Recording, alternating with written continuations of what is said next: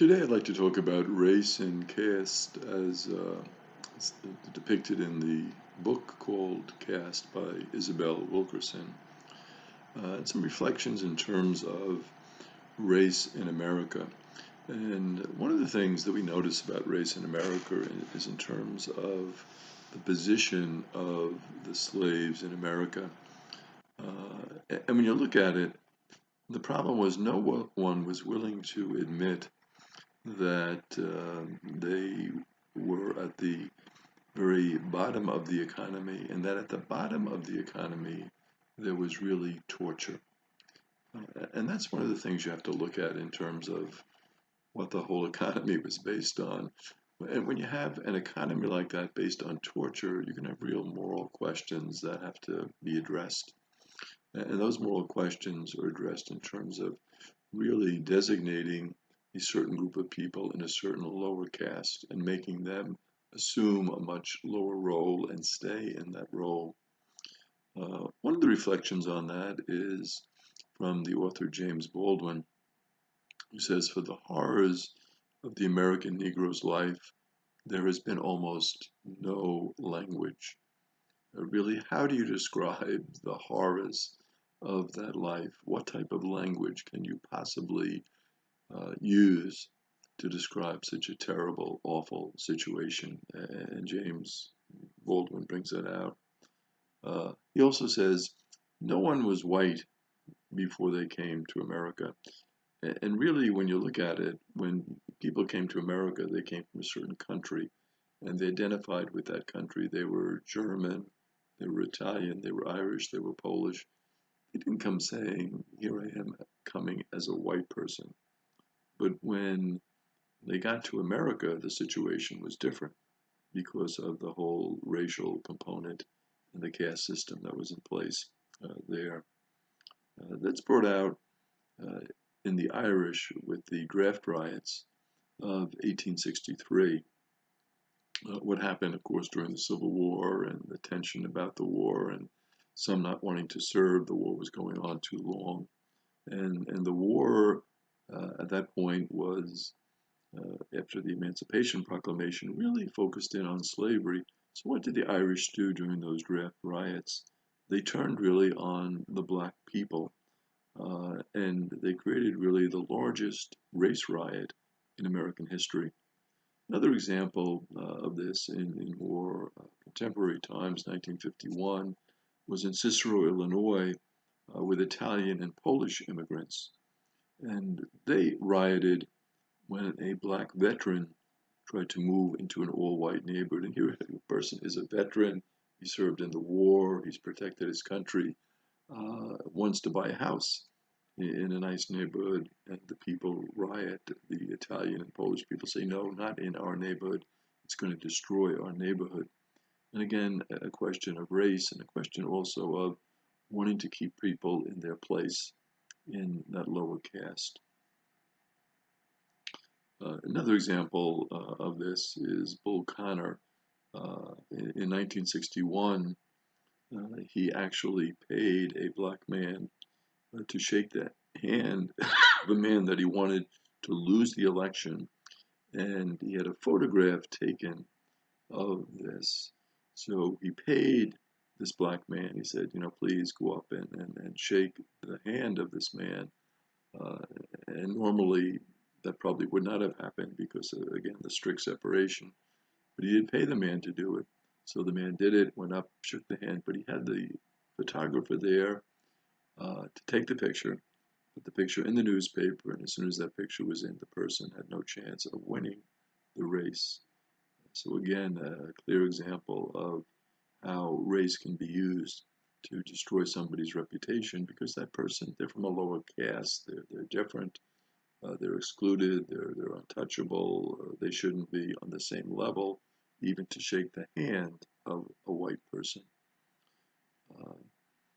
When you look at it in terms of this whole situation about race, all human beings, biologically speaking, are 99.9% the same. So when you look at that figure, you say, how can we make these distinctions about different races and different characteristics, and so we're all really the same. The things that make us different, that 0.1% are so minor.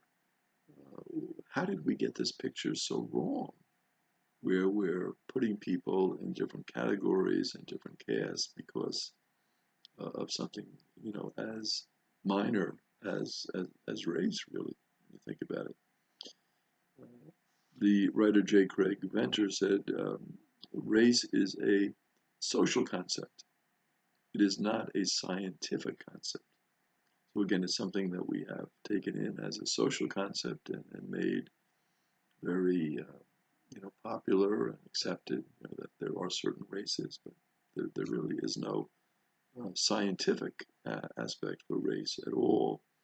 The idea of race was, in fact, the deliberate creation of an exploiting class that was seeking to maintain and defend its privileges against what was profitably regarded as an inferior caste, says Ashley Montague. So when you look at it, what is the dynamic behind it? Well, if we keep them in that caste and we emphasize their race, it will accrue to our benefit in terms of economics.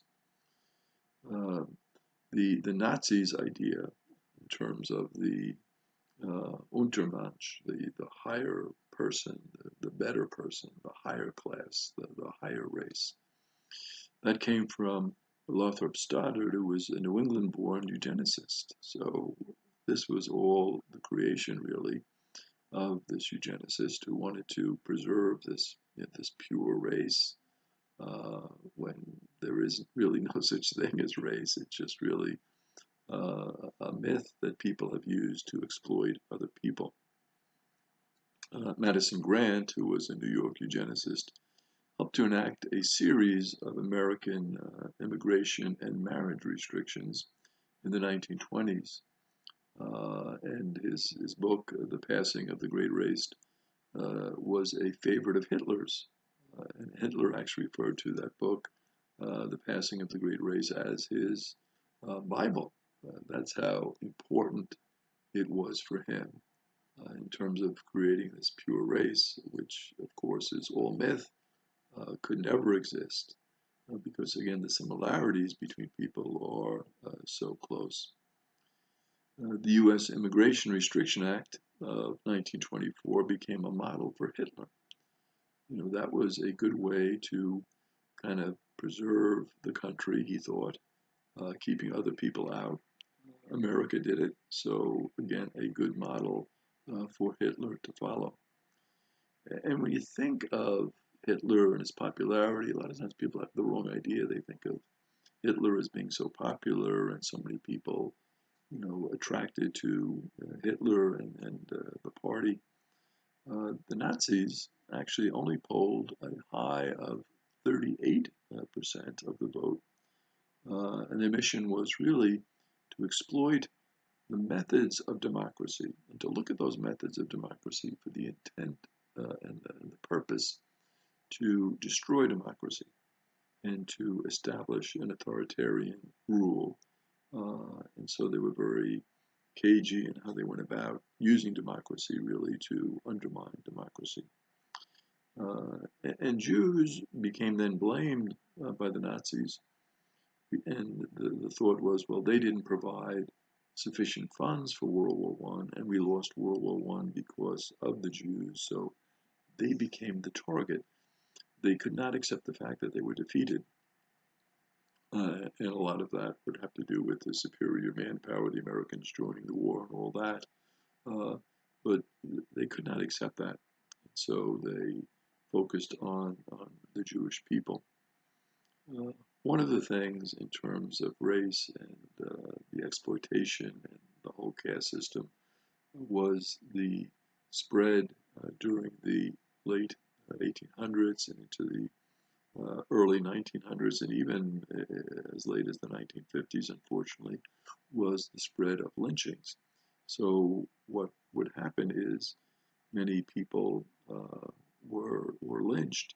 They were lynched, again, as part of this caste system, keeping the black people down, keeping them in their place, fear, intimidation, let's lynch them. And one of the outrages that people talk about lynching is that there were actually postcards made of these lynchings, and they were sold and they became very popular among certain groups of white people. So it shows you how awful this concept of lynching had become and how it spread. When you think of it, having a postcard about somebody with a lynch who was lynched, how awful is that? Uh, for example, Henry Fonda, the actor, saw a lynching in Omaha in 1919. So these were things that people would go and see and be aware of.